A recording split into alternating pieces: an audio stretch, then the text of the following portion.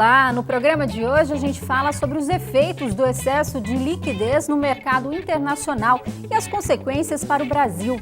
Vamos saber também o que significa a campanha Economize para Alagoas, lançada pelo governo do estado para reduzir gastos públicos.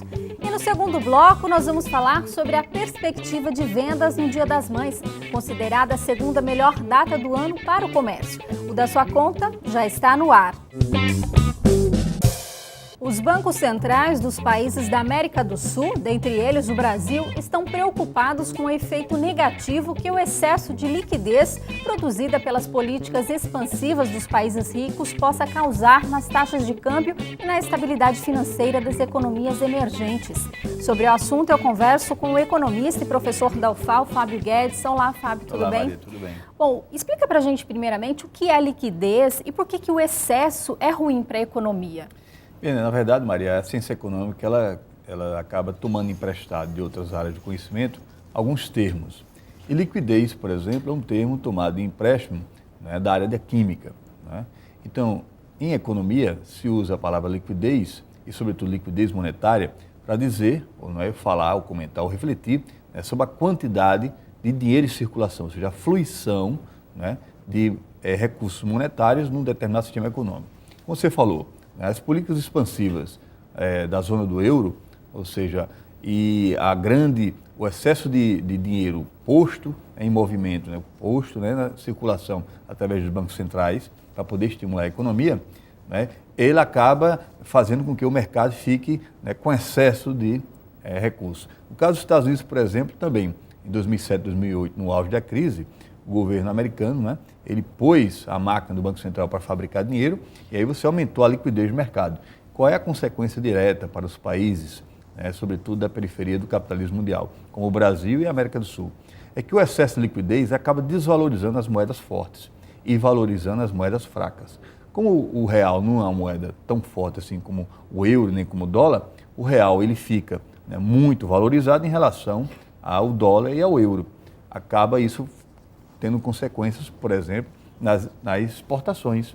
Os produtos brasileiros ficam muito mais caros porque as demais moedas que compram nossos produtos, elas se desvalorizam em relação à moeda brasileira e, evidentemente, nossos preços ficam muito mais altos. Agora, qual seria a saída, né, neste caso? Adotar medidas protecionistas? O que o governo brasileiro e esses outros países poderiam fazer para evitar? Na verdade, eu me lembro muito bem que, em um determinado período, acho que no primeiro momento do mandato da presidenta Dilma, ela circulou o mundo dizendo o seguinte, dizendo que nós estávamos vivendo uma espécie de tsunami monetário, ou seja, uma onda de excesso de liquidez, e o governo tomou algumas medidas. Uma delas, por exemplo, né, é reduzir a taxa de juros, porque reduzindo a taxa de juros, né, você não fortalece a sua moeda, você deixa um pouco mais, digamos, mais fraca. Nesse sentido, não há grande demanda para que investidores internacionais venham aplicar, sobretudo, né, em serviços financeiros no país. E isso contribui para não valorizar ainda mais a moeda. Né? Então, das medidas é você, por exemplo, reduzir a taxa de juros para não colaborar para a elevação do câmbio brasileiro. Bom, a gente não pode esquecer também, você falou aí da crise de 2008, né, que de certa forma esse excesso de liquidez, aliado aí à desregulamentação do mercado naquela época, contribuiu para a crise também, né? Ah, sim, com certeza. No caso americano, o que mais contribuiu para a crise de 2007, 2008 foi a ânsia, digamos assim, de ganhar dinheiro de forma especulativa, ampliando o crédito para pessoas e para indivíduos, comprar imóveis de forma completamente irresponsável. Pessoas que não tinham renda fixa, pessoas que não tinham emprego, né, pessoas que têm alto risco de inadimplência, essas pessoas foram atendidas com crédito farto e barato e passaram a comprar casa e deixar as casas em hipoteca. Então, as mudanças na política econômica do governo Barack Obama, sobretudo ali no período em que a inflação estava tentando subir, essas mudanças acabam afetando a vida essas pessoas endividadas. E aí veio o tsunami de crise em cima de crise. No caso da Europa, a crise, né, americana afetou a Europa em razão de quê? A zona do euro já vinha crescendo um pouco. E como os Estados Unidos é uma grande potência econômica mundial, a recessão econômica americana acabou prejudicando as exportações dos países da zona do euro e prejudicando o crescimento desses países. Economize para Alagoas. Esse é o nome da campanha lançada pelo governo do estado para reduzir gastos públicos. O programa terá duas fases. A primeira prevê a reavaliação de contratos, como serviços de vigilância patrimonial e fornecimento de energia de alta tensão. Já no segundo momento, serão adotadas medidas de redução de custos. Em 2008, na primeira edição do programa, foram economizados cerca de 76 milhões de reais.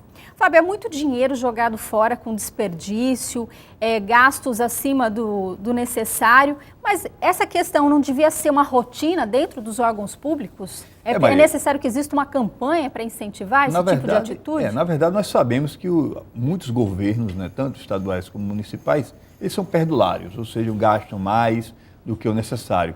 E é por isso que uma boa fiscalização, uma boa gestão, né, orçamentária, financeira, para poder conter os excessos de gasto e também a implantação de uma cultura de economia é salutar em qualquer momento, e no início principalmente da gestão, seja municipal, seja estadual. O que causa estranheza, na verdade, é que essa campanha venha praticamente já ao apagar das luzes, né, do segundo mandato do governo estadual.